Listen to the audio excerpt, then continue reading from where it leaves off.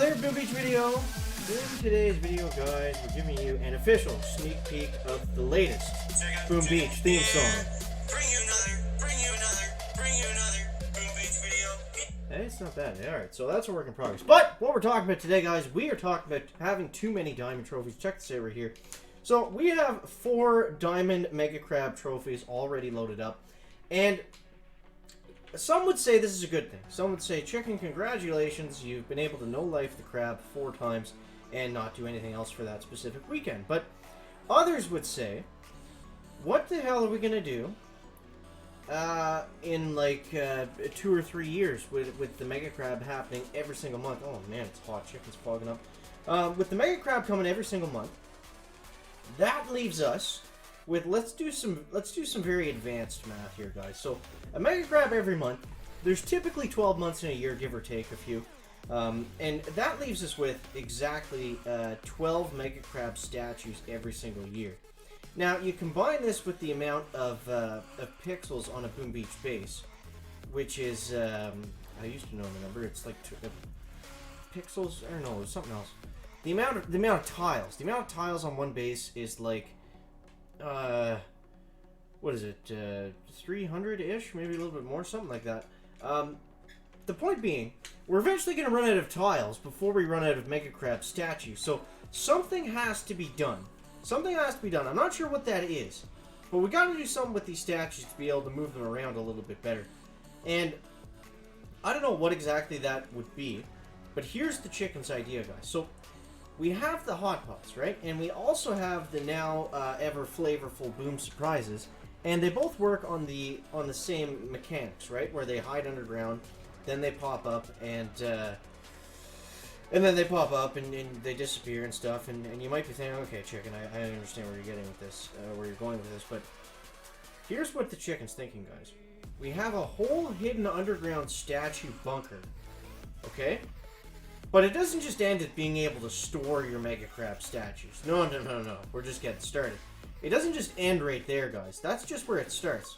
So what I want to see is have this bunker not only hold your Mega Crab statues, have it so whenever someone attacks your base, the crab statues automatically pop up and they're held over top of the base. Like maybe in the trees over here, but the point being, every time someone attacks your base, your Mega Crab statues are shoved down their throat. That's exactly what we want to get here. And building on top of that, we don't just want it to show off the Mega Crab statues. We want this to be able to hold more statues in general, right? Because the Mega Crab comes every single month now. So now there's 2 choices to play the game. And Chicken is a prime example of this. You can have your operations statues and be an operations player. Now, this was fine before when the Mega Crab was only quarterly, meaning we only got it 4 times a year.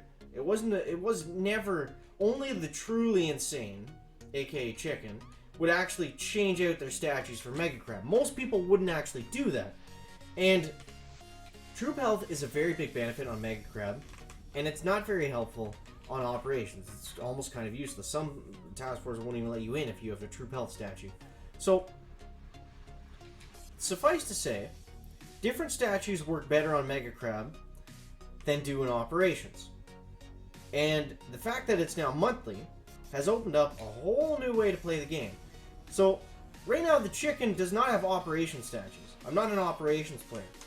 I'm a Mega Crab player. That's how my statues are customized to my liking, because I like the Mega Crab more than I like operations. That being said, why can't we have the option to do both? And why shouldn't we have the option to do both, guys? Here's the idea. This underground bunker that we have, that does that hides the Mega Crab statues when so you can put extra defenses on your base, but it shows them in like an aerial view hanging from above when your base is attacked, or when someone scouts your base or whatever like that.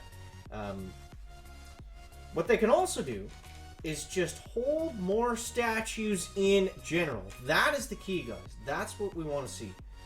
So with doing this, you're not so severely punished, and Boom Beach is severely punishing to those people who do enjoy to change their statues every now and then, because it takes years. It takes years to get those perfect masterpieces. It takes years to get those perfect guardian statues.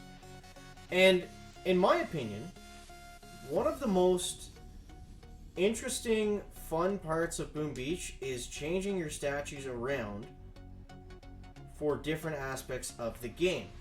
Now, that isn't really doable. Like, it's always exciting when you put a new statue out, right? I remember when I first started playing the game, I was always like, okay, like you know, you always think about it a lot, and it's fun, and I liked it, but I want to have a little bit more control over what statues I'm using. I want to be punished less for moving out statues. Say if I really want to push on this specific Mega Crab, I booked it off work or whatever, and I want to see how far I can get, and I also want to put out the best statues to reflect that. But then I want to play Operations the next week. Why should I have to decide between one or the other? I don't think we should. I don't think we should, guys. I think we should be able to have... Now, the problem... The whole thing that they're trying to avoid, which makes sense, with punishing people by swapping out their statues, is they don't obviously want someone to just put out 10 ice statues as soon as they log off, because then everyone's just attacking ice bases, and that's not fun either. So... the way they get around this is have it so you're stuck with the statues you do end up selecting for a specific amount of time. You can't just change them daily. Say you're stuck with them for a week. Say you're stuck with them for a month. Say you're stuck with them for 3 days. Something like that. Just put a time cap on it. And I think that solves the issue of people just logging out and putting ice statues. Because, I mean, if you're going to do that, then you're going to be screwed for the next 3 days. Your task force is not going to want you in doing operations if you have 10 ice statues out. That's not going to be beneficial to anybody. They could also simply just limit the amount of ice statues that you could do this with, or simply just make it only so offensive statues are able to be swapped out. But at the same time, then what do you do with those? Yeah, that doesn't really make sense, because then what about if the player originally had ice statues and then they go to swap out offensive statues? Doesn't really add up. But yeah, that's what we're thinking, guys. That's what we're thinking. It's not a fully functional plan just yet, but I think it's an interesting one. And I'm very interested to hear your guys' comments down below in that commenting section that we have here on YouTube. So let me know what you think down below in the comments, guys. Yeah, I think it's a good idea. I think it's a great idea.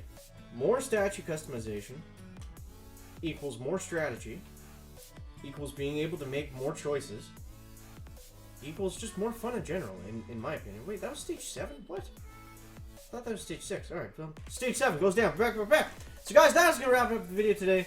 Make sure to chime in with the comment section down below if you think the chicken's an idiot, if you think the chicken is right on with this one, guys. Let me know that down below in the comment section below. That is going to wrap up the video today. Make sure to leave a like if you found it interesting, entertaining, or informative. And let me know if you want to see more or less, I'm scared to say it, Brawl Stars going forward. I want to post more. I don't know what's going on, guys. I don't know what's going on. I'm checking out.